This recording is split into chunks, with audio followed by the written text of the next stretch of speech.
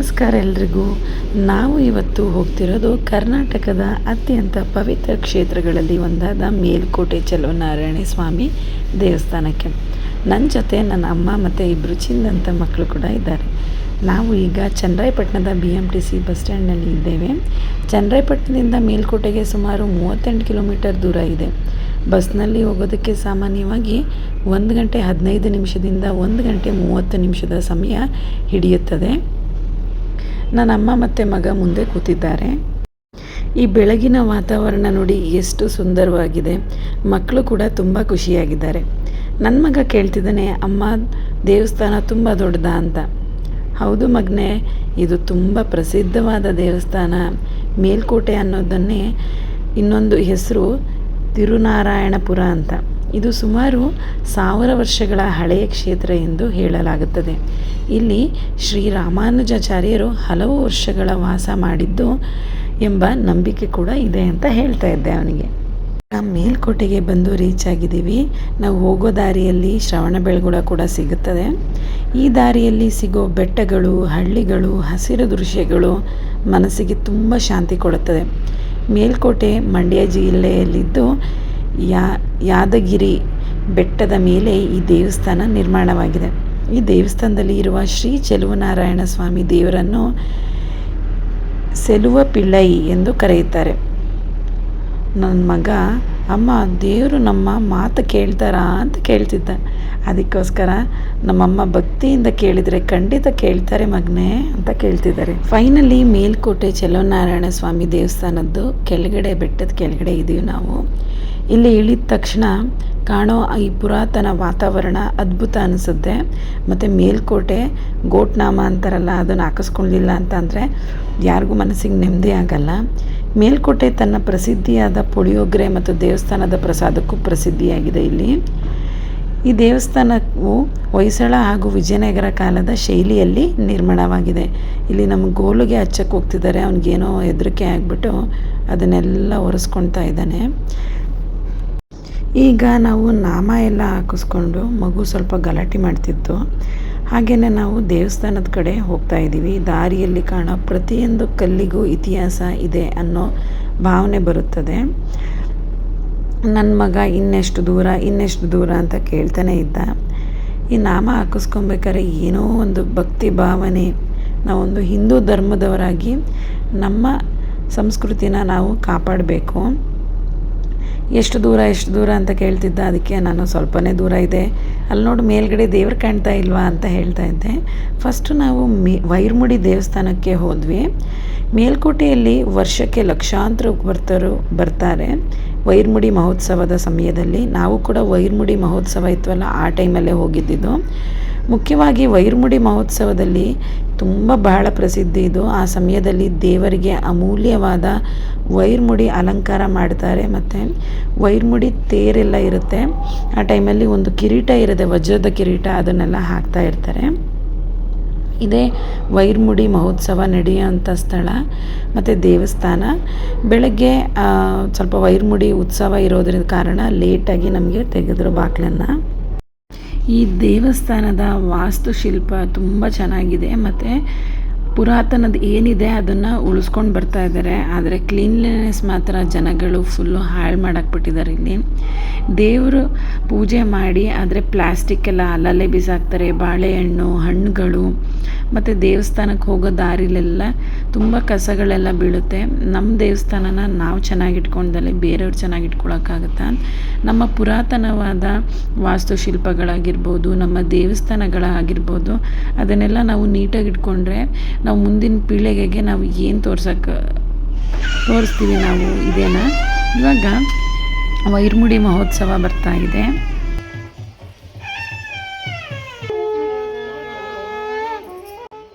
ವೈರ್ಮುಡಿ ಉತ್ಸವ ಇರುತ್ತಲ್ಲ, ಆ ಟೈಮಲ್ಲಿ ಬೆಳಗಿನ ಹೊತ್ತು ಈ ಥರ ಅಲಂಕಾರವಿತವಾದ ಚೆಲುವನಾರಾಯಣ ಸ್ವಾಮಿನ ಬೆಳಗ್ಗೆ ಈ ಥರ ಸುತ್ತ ದೇವಸ್ಥಾನ ಸುತ್ತ 1-2-3 ಸಲ ಹೋಗ್ತಾರೆ. ಅಲ್ಲಿ ಕಹಳೆ ಇರುತ್ತೆ ಮತ್ತು ವಾಲ್ಗ ಎಲ್ಲ ಕರ್ಕೊಂಡು ದೇವರ ಸೇವೆನ ಸಲ್ಲಿಸ್ತಾರೆ. ನನಗಂತೂ ಈ ದೇವಸ್ಥಾನ ತುಂಬ ಅಚ್ಚುಮೆಚ್ಚು. ಯಾಕಂತ ಅಂದರೆ ಇದು ನಮ್ಮ ಅಮ್ಮನ ಅಪ್ಪ ಏನಿದ್ದಾರಲ್ಲ ಅವ್ರಿಗೆ ಮನೆ ದೇವರಾಗಿರೋ ಅಂಥದ್ದು.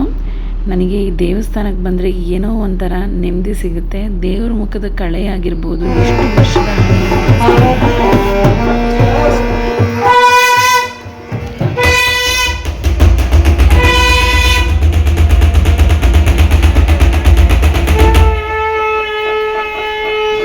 ಈಗ ದೇವರನ್ನ ನಾವು ಉತ್ಸವ ಮೂರ್ತಿ ಏನಿದೆ ಒಳಗಡೆನೂ ಕೂಡ ಸೇವೆ ಮಾಡ್ತಾರೆ ಅವರು. ಅಲ್ಲಿ ಸೇವೆ ಮಾಡೋದಕ್ಕಿಂತ ಮುಂಚೆ ನಾವು ಈಗ ಎಂಟ್ರಿ ಕೊಟ್ಟಿದ್ದೀವಿ, ಎಂಟ್ರಿ ಬಿಡ್ತಾ ಇರಲಿಲ್ಲ. ಇಲ್ಲಿ ಕಲ್ಲೇನಿದೆಯಲ್ಲ ಅದನ್ನು ತುಣಿಬಾರ್ದು, ಅದನ್ನು ನಮಸ್ಕಾರ ಮಾಡ್ಕೊಬೇಕು. ಹರಳಹಳ್ಳಿಯವರು ಅಂತ ಅಂದರೆ ಇಲ್ಲಿ ನಮಗೆ ವಿಶೇಷವಾಗಿ ಟ್ರೀಟ್ ಮಾಡ್ತಾರೆ. ಯಾಕಂದರೆ ಹಾಸನದತ್ತ ಇರೋ ಹರಳಹಳ್ಳಿಗೂ ಮತ್ತು ಇಲ್ಲಿರೋ ಹರಳಹಳ್ಳಿ ಮೊದಲೊಂದಿತ್ತು, ಅದಕ್ಕೂ ತುಂಬ ನಂಟಿದೆ. ಯಾವುದೋ ಒಂದು ಕಾಲದಲ್ಲಿ ಹರಳಹಳ್ಳಿಯವರು ಮೇಲ್ಕೋಟೆ ಹತ್ರ ಏನಿದ್ರು ಅವರು ಅಲ್ಲಿಂದ ಶಿಫ್ಟ್ ಆಗಿಬಿಟ್ಟು ಹಾಸನ ಹತ್ರ ಇರೋವಂಥದ್ದು.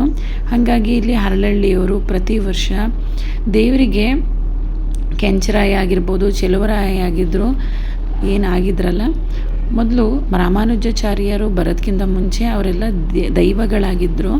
ಅವರಿಗೆಲ್ಲ ಕೋಳಿ ಮತ್ತು ಮತ್ತು ಹಲಸಿನ ಹಣ್ಣಿಂದು ಒಂದು ಸೇವೆ ಮಾಡ್ತಾರೆ, ಅದನ್ನೆಲ್ಲ ಮಾಡ್ತಾಯಿದ್ರು. ಇವಾಗಲೂ ಕೂಡ ಮೇಲ್ಗಡೆ ಚೆಲುವನಾರಾಯಣ ಸ್ವಾಮಿ ದೇವಸ್ಥಾನದ ಹಿಂದೆ ಹಲಸಿನ ಹಣ್ಣು ಅದನ್ನು ನೀಟಾಗಿ ಕಟ್ ಮಾಡಿಬಿಟ್ಟು ಮತ್ತು ಕಾಯಿ ತುರಿ ಅದನ್ನೆಲ್ಲ ಹಾಕಿ ಮೊಮ್ಮಕ್ಕಳನ್ನ ಈ ಥರ ಬಾಯಿಂದ ತಿನ್ನೋ ಅಂಥ ಒಂದು ಆಟ ಇರುತ್ತೆ, ಅದನ್ನು ಆಡಿಸ್ತಿರ್ತಾರೆ. ಮತ್ತು ಕೋಳಿನ ನೈವೇದ್ಯ ಮಾಡಿ ಕೆಳಗಡೆ ಎಡೆ ಕೂಡ ಇಡ್ತಾರೆ ಚೆಲುವನಾರಾಯಣ ಸ್ವಾಮಿಗೆ. ಮೊದಲೆಲ್ಲ ಅದನ್ನು ದೈವಗಳಾಗಿ ಪೂಜೆ ಮಾಡ್ತಿದ್ದು. ರಾಮಾನುಜಾಚಾರ್ಯರು ಬಂದಾದಮೇಲೆ ಅದು ಬ್ರಾಹ್ಮಿನ್ಸ್ ಎಲ್ಲ ಬಂದು ಸೇರಿಕೊಂಡ್ರು. ಅದಾದಮೇಲೆ ದೇವರನ್ನು ಸ್ವಲ್ಪ ವೆಜ್ಜಾಗಿ ಮೇಲ್ಗಡೆ ಟ್ರೀಟ್ ಮಾಡ್ತಾರೆ. ಅದರ ಕೆಳಗಡೆ ಮಾತ್ರ ಹರಳಹಳ್ಳಿಯವರು ಅವರೆಲ್ಲ ಈ ಎಡೆ ಇಟ್ಟದನ್ನಂತೂ ಬಿಡೋದಿಲ್ಲ, ಆವಾಗಲೇ ದೇವರು ಪ್ರಸನ್ನ ಆಗೋದು ಅಂತ.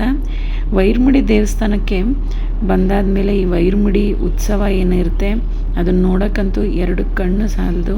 ಮತ್ತು ಇಲ್ಲಿ ವಾಸ್ತುಶಿಲ್ಪಗಳು ಕೂಡ ಅಷ್ಟು ಅದ್ಭುತವಾಗಿದೆ. ವೈರಮುಡಿ ದೇವಸ್ಥಾನದಲ್ಲಿ ಇರೋವಂಥ ದೇವಸ್ಥಾನದ ಕಳೆ ಆಗಿರ್ಬೋದು ಎಲ್ಲ ಓಲ್ಡ್ ಮೆಮೊರೀಸ್ನ ನನಗೆ ಜ್ಞಾಪಕ ಮಾಡುತ್ತೆ.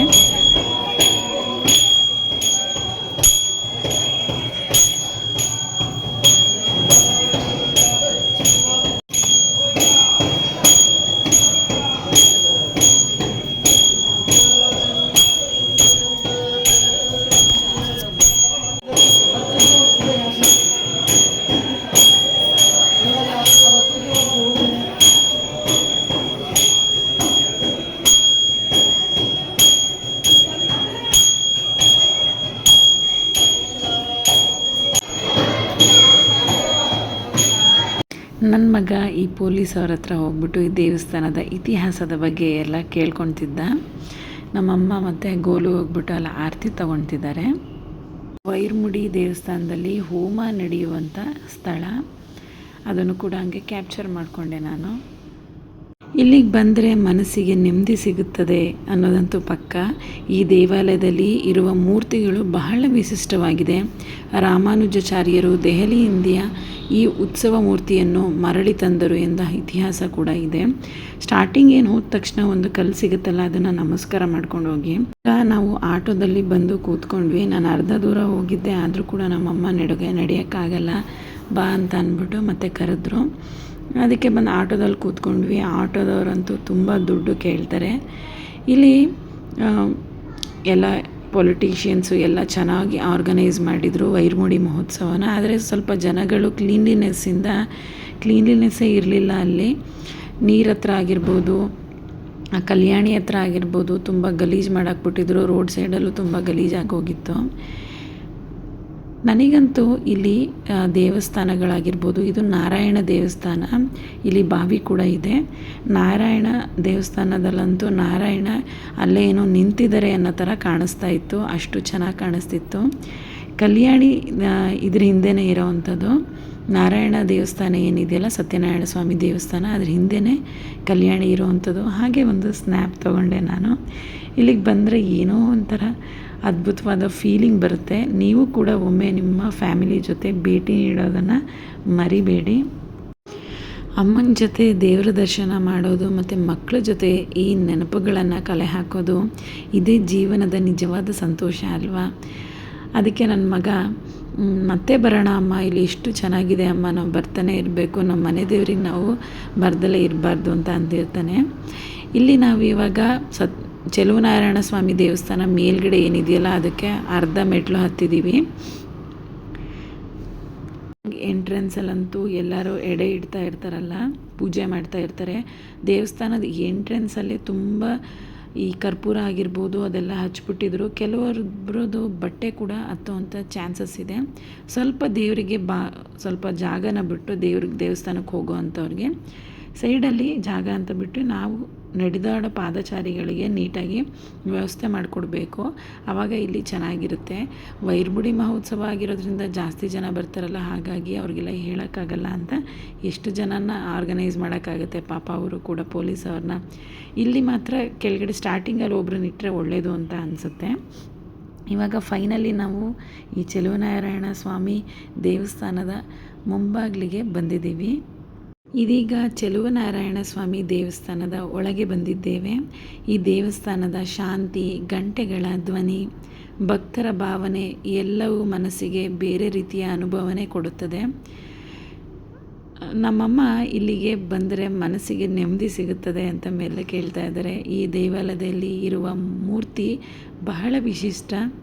ರಾಮಾನುಜಾಚಾರ್ಯರು ದೆಹಲಿಯಿಂದ ಉತ್ಸವ ಮೂರ್ತಿಯನ್ನು ಮರಳಿ ತಂದರು ಅಂತ ತುಂಬ ಇತಿಹಾಸ ಇದೆ. ಈ ಕಲ್ಯಾಣಿಲಂತೂ ಇವರು ರೋಟ್ರಿ ಕ್ಲಬ್ ಇರ್ತಾರಲ್ಲ, ಆ ಮಕ್ಕಳನ್ನ ಕರೆಸಿದ್ರು. ತುಂಬ ಗಲೀಜು ಮಾಡ್ತಾರೆ ಜನಗಳು ಅಂತ.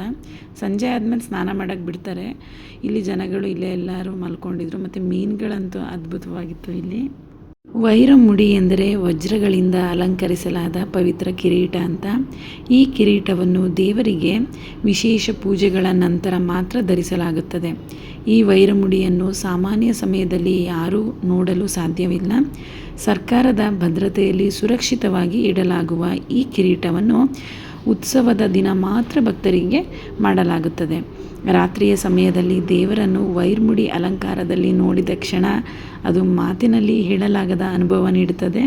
ಮತ್ತು ಬೆಳಕಿನ ನಡುವೆ ದೇವರ ದಿವ್ಯ ರೂಪ, ಭಕ್ತರ ಗೋವಿಂದ ಗೋವಿಂದ ಅಂತ ನಾಮಸ್ಮರಣೆ, ಮೇಲುಕೋಟೆಯ ಸಂಪೂರ್ಣ ವಾತಾವರಣವೇ ಭಕ್ತಿಮಯವಾಗಿರುತ್ತದೆ. ಈ ಉತ್ಸವ ಶ್ರೀ ರಾಮಾನುಜಾಚಾರ್ಯರ ಇತಿಹಾಸವೂ ಸೇರಿಕೊಂಡಿದೆ ಎಂದು ಹೇಳಲಾಗುತ್ತದೆ. ಆದ್ದರಿಂದ ಈ ಕ್ಷೇತ್ರಕ್ಕೆ ಇನ್ನಷ್ಟು ಮಹತ್ವವಿದೆ. ಒಮ್ಮೆ ವೈರ್ಮುಡಿ ಉತ್ಸವ ನೋಡಿದರೆ ಆ ಅನುಭವ ಜೀವನ ಪೂರ್ತಿ ನೆನಪಿನಲ್ಲಿ ಉಳಿಯುತ್ತದೆ ಅಂತ ನಮ್ಮಮ್ಮ ಹೇಳ್ತಾ ಇರ್ತಾರೆ. ಇಲ್ಲಂತೂ ಕಲ್ಯಾಣಿಲಿ ಈ ದೇವಸ್ಥಾನದಲ್ಲಿ ಸಿಗುವಂಥ ಒಂದು ಹಳೆಯ ವೈಭವ ಮತ್ತು ದೇವಸ್ಥಾನದಲ್ಲಿ ಸಿಗುವಂಥ ಪ್ರಸಾದ ಆಗಿರ್ಬೋದು, ದೇವಸ್ಥಾನದಲ್ಲಿ ಸಿಗುವಂಥ ಪುಳಿಯೋಗರೆ ಆಗಿರ್ಬೋದು, ಎಲ್ಲ ಅದ್ಭುತವಾಗಿರುತ್ತೆ. ಯಾರಿಗೆಲ್ಲ ಪುಳಿಯೋಗರೆ ಬೇಕಾಗಿರುತ್ತೆ ಅವರು ಅಲ್ಲೇ ಮಾರ್ತಾ ಇರ್ತಾರೆ ಪೌಡರ್ಗಳನ್ನ. ನಾವು ಸುಬ್ಬಣ್ಣ ಮೆಸ್ಸಿಗೆ ಹೋಗ್ಬಿಟ್ಟು ಅಲ್ಲಿ ಪುಳಿಯೋಗರೆ ಮತ್ತು ಸಕ್ಕರೆ ಪೊಂಗಲ್ನೆಲ್ಲ ತಿನ್ಕೊಬಂದ್ವಿ. ತುಂಬ ಅದ್ಭುತವಾಗಿತ್ತು. ಇಲ್ಲೇನೋ ಒಂಥರ ಶಾಂತಿ ಸಿಗುತ್ತೆ ಈ ಥರ ಕಲ್ಯಾಣಿನ ನೋಡ್ತಾ ಇದ್ದರೆ. ಮತ್ತಿದು ಕಲ್ಯಾಣಿ ಏನಿದೆಯಲ್ಲ ಅದು ಗ್ರೀನಾಗಿ ಇರುತ್ತೆ. 4 ಕೊಳ ಅಂತ ಅಂದರೆ ಬಾವಿ ಏನಿರುತ್ತೆ ಅದಾಗೆ ಅದು ನೀರು ಜನ್ರೇಟ್ ಆಗುವಂಥದ್ದು ನೆಲದಿಂದ. ಎಲ್ಲೇ ನದಿಯಿಂದ ಎಲ್ಲೂ ಬರೋದಿಲ್ಲ. ಅಲ್ಲೇ ವರ್ಷ ಪೂರ್ತಿ ನೀರಿರುತ್ತೆ. ಯಾವತ್ತೂ ಬತ್ತಿದ್ದೇ ಇತಿಹಾಸ ಇಲ್ಲ. ನಾನು ನನ್ನ ಮಗ ಒಂದೆರಡು ರೀಲ್ಸ್ನ ಶೂಟ್ ಮಾಡ್ಕೊಂಡು ಈಗ ನಾವು ತುಂಬ ಹೊಟ್ಟೆ ಹಸಿವಾಗ್ತಿತ್ತು. ಯಾಕಂದರೆ ನಾವು ಬೆಳಗ್ಗೆನೇ ಬಿಟ್ಟಿದ್ದು, ಟೀ ಮತ್ತು ಬಿಸ್ಕೆಟ್ ಮಾತ್ರ ತಿನ್ಕೊಂಬಂದಿದ್ದು. ಸೊ ಲೇಟ್ ಆಗುತ್ತೆ ಅಂದ್ಬಿಟ್ಟು ನೋಡಿ ಈ ವೈಬು ಇದೆಯಲ್ಲ, ಇದು ಎಷ್ಟು ಹೇಳಿದ್ರೂ ಸಾಲದು, ಅಷ್ಟು ಚೆನ್ನಾಗಿರುತ್ತೆ. ಸುಬ್ಬಣ್ಣ ಮೆಸ್ಸಿಗೆ ಬಂದುಬಿಟ್ಟು ನಾವು ಊಟ ಮಾಡ್ಕೊಂಡು ಅಲ್ಲಿಂದ ಹೊರಟ್ವಿ.